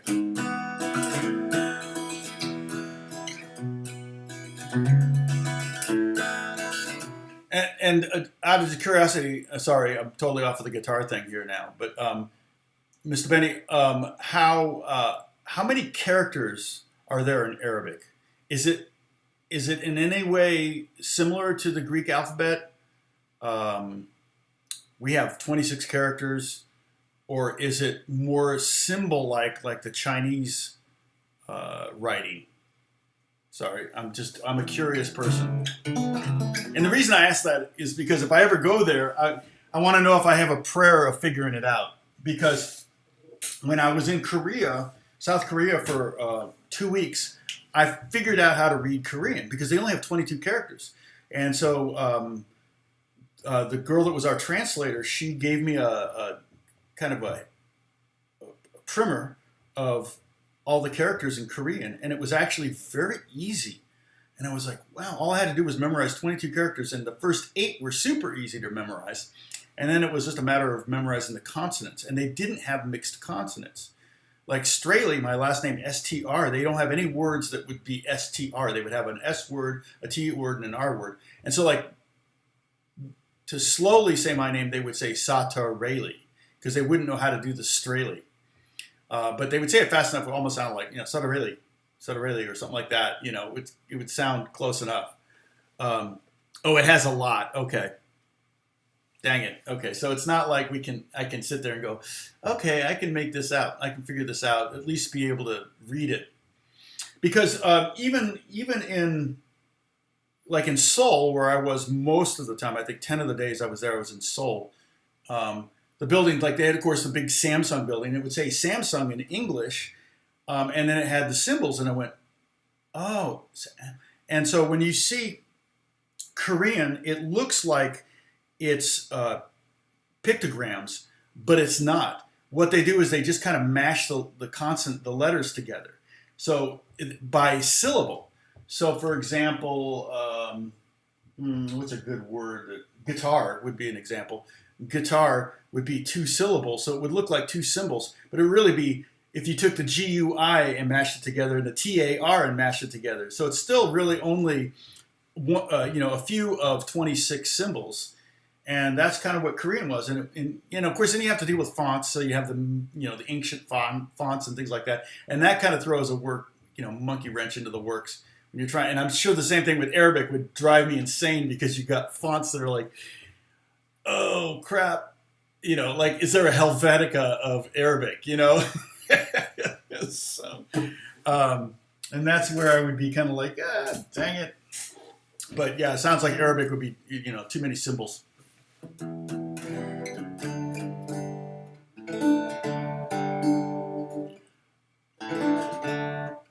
I don't know what ASM song is only 2 symbols, right? Oh, Samsung. I'm sorry, you said Samsung. Yeah, Samsung would be 2 symbols. It would be this SAM, Sam, and then song. And so I'm trying to remember now. It's been so long since I was there and reading it. But Samsung, sorry. Samsung, yeah, it was Sam and then sung. And if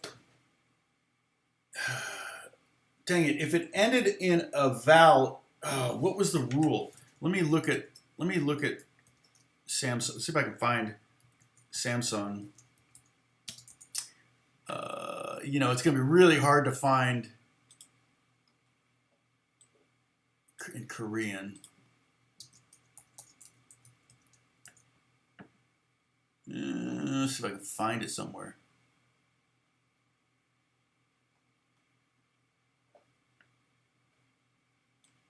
I'm getting there.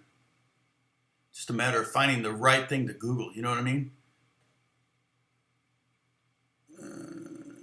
Okay. Samsung Electronics. Okay. Yeah.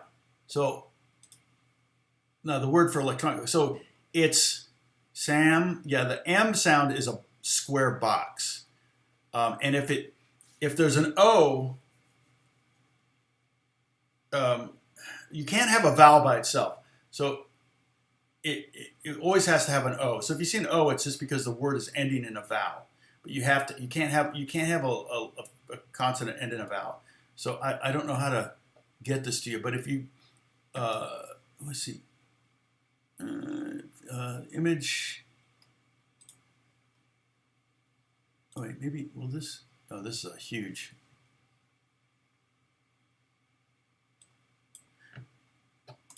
If that's the S sound, and then this line with a line coming out of it is the A, Sam, and so that's the first syllable, and then Samsung, and then electronics is a two syllable word, but it's not electronics. They must have another word for it. Let me see if you can see this. Hold on, I'm going to try to post this. It may be too long of a URL.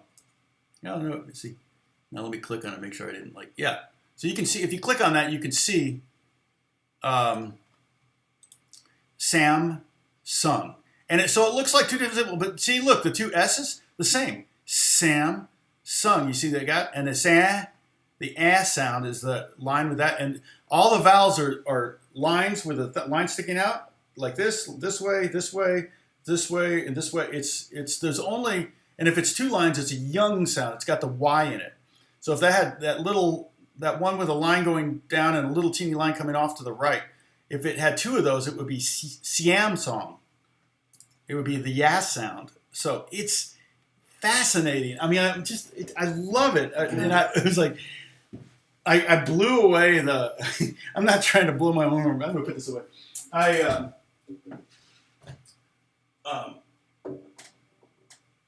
blew away the crew that I had. They didn't speak a lot of English. They were very timid with their English, and I spoke no Korean. And but I would read things, and so there was one that was like I said, if you can't have the oo, so it's ya, o, ya, u, u are the first eight vowels that you learn as a kid. So if I say that to someone from Korea, they're like, wait, what? That's like saying A, B, C, D, E, F, G. If I say ya, o, ya, u, u. And what that is, which is, I think this one, ya, see, ya, oh, ya, see, ya, ya, ya, oh, yo, oo, you. Okay? So if it's a line like this with one line coming down like that, it's the O sound. And if it's, okay, so that's what it is. If it ends in an O, it adds the NG. And I figured that out with Samsung. When I looked at the building, I saw Samsung, I saw the O, I go, okay, anytime it has an O at the end of a consonant or in the last of the consonants of the letters, then it's an NG sound, which is very, very common. But so I was looking at my menu every morning and I was breakfast and they had milk and it was like this with a circle above it, oo, and then another one like this, oo-you. So it was just two letters. Oo-you was milk. So we're driving late at night and I see a truck that has oo-you on the side. I go, oh, look, it's a milk truck. And the guy was like, wait, what? How did you figure that out? Grab the electric. Okay. I got the electric. Here's the electric. I'm not turned on. I'm not. Here we go.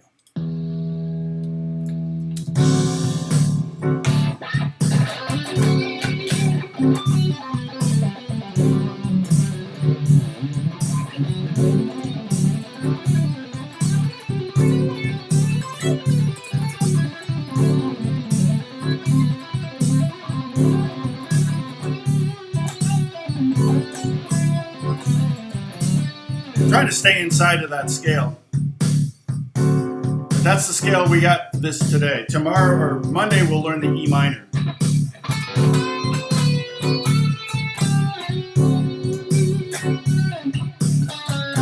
See, I used the C sharp there. I used it there too. Not in the key, but it's fine as long as you don't sit on it. See, if I sit on it, no good. The C is good, the D is good. And if I use the passing tone in between, it's called a passing tone.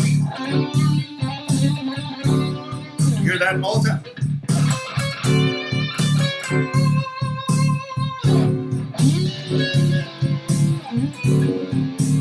You hear that kind of stuff all the time. It's just passing tone.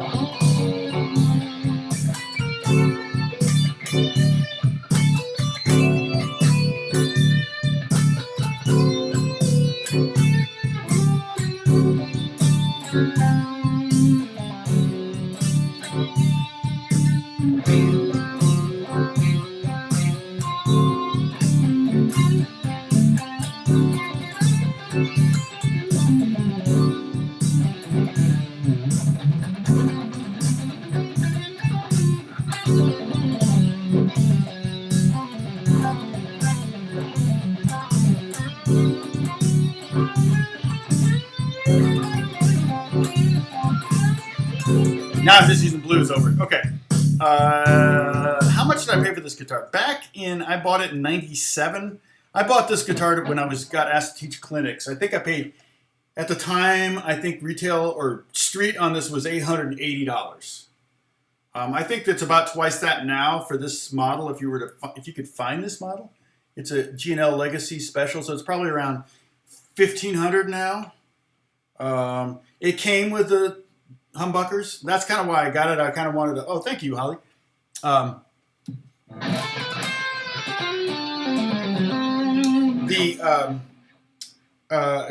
bought it because it, had the whammy bar, and I really, really like the whammy bar on this guitar. It also, everything on this is stock. I haven't changed a thing. It came with Spurzl tuners, which I really like. Spurzl tuners are tuners. And I like them so much that I've actually bought them and put them on other guitars. I think I put them on the Les Paul there, in a feeble attempt to try to get that thing to stay in tune. Still didn't work. My Strat came with them. That may be the only guitar that I've actually put Spurzls on. I think my Strat came with them because I don't know of my main Strat. But basically the way Spurzls work is you pull the string all the way through the hole, okay?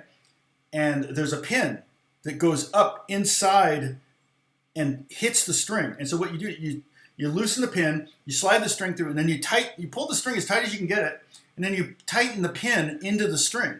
And then what happens, and you just barely turn, so there's not even, if I look at this, there's not even a quarter turn, or maybe there's a quarter turn on each of these where the string is tuned, okay? And what that does is that means I don't have any windings up here. And for one thing, it makes it very, very quick to change strings on stage. I can change strings in less than 60 seconds. Not all of them, but one of them. If I have strings handy. If I have to go in the back and find them, it's not going to take me 60 seconds. But then the other thing that it does is it prevents there from being any grabbing. So when you use the whammy bar and you go like this, the strings get loose, and then when they get loose, they kind of shift, and so you could have the string windings kind of get off each other like this and move like this. Now it's out of tune when it comes back, and so the strings don't do that. They're not laying on top of each other, so it's not wrapped around multiple times. So you don't have to worry about that with this Spurzls.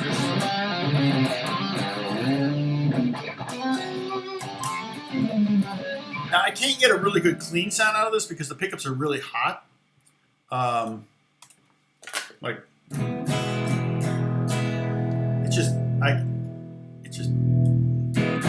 It's distorting.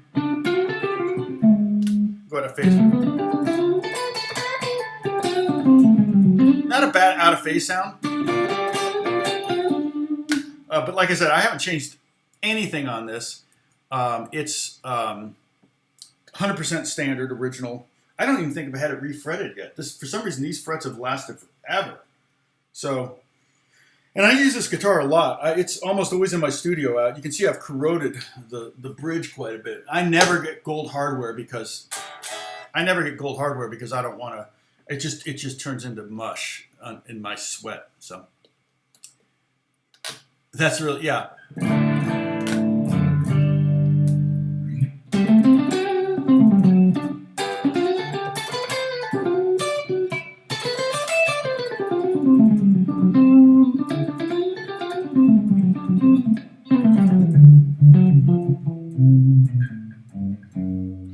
Yeah, so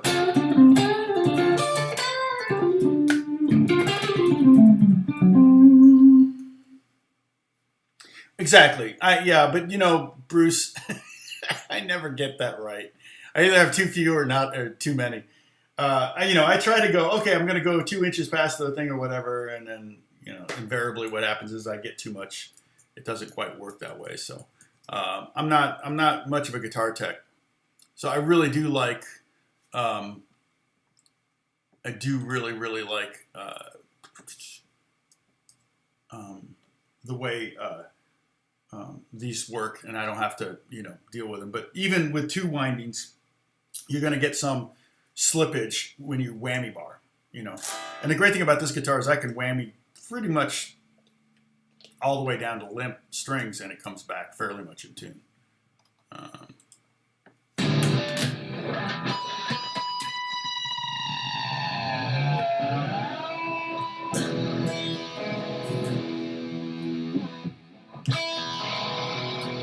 Yeah, I always tug back one, quick pull the opposite direction. And this also will go that way too.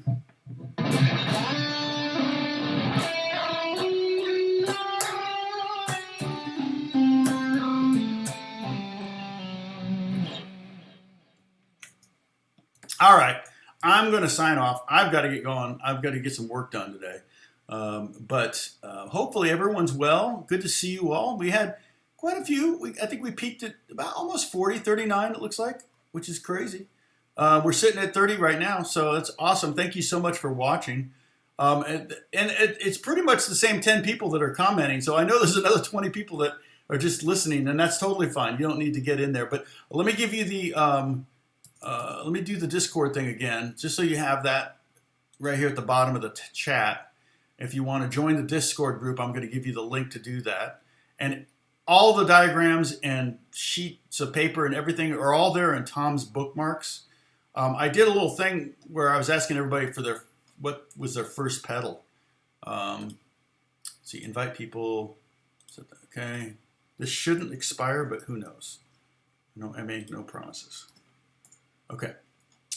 Yeah, everybody take care. I will see you. Thank you, Holly, for the tip. I appreciate that. And then we'll Monday. My goal is to tackle the E minor chords scale. So we're going to be up at the 12th fret. So you might want to make sure you have a guitar that you can play up here. And it's one of my favorite G. If I'm going to do a major scale, this is really one.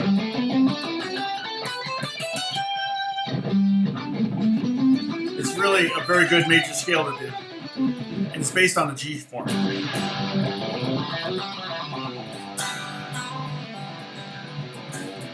But the lowest note is E, so we're going to call it E minor.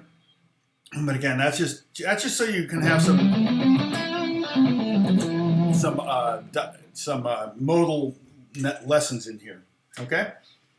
God bless you guys. I will talk to you soon. All right, signing off.